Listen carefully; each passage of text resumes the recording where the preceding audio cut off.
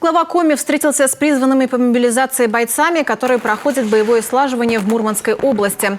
Владимир Уйба проверил бытовые условия солдат, привез с собой те самые берцы от Выльгородской сапоговаляльной фабрики, а еще узнал, все ли из призванных успели получить подъемные.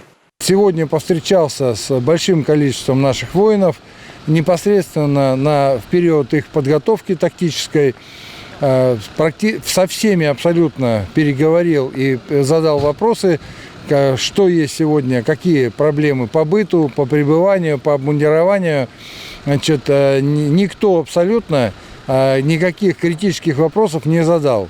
В основном вопросы были связаны с темой получения денежных выплат, и то это только среди тех, кто не сообщал или не оставил номер расчетного счета.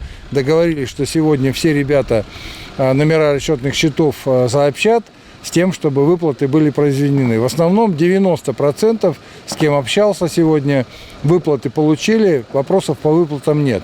Теперь по обмундированию. Значит, все ребята, все бойцы, с которыми я сегодня общался, которые находятся здесь сегодня уже в воинской части, по прибытию сюда все получили обмундирование здесь в воинской части. И сегодня все находятся абсолютно на выполнении задач по подготовке, все абсолютно по обмундированию. Ни один не сказал о том, что обмундирование там кто-то не получил.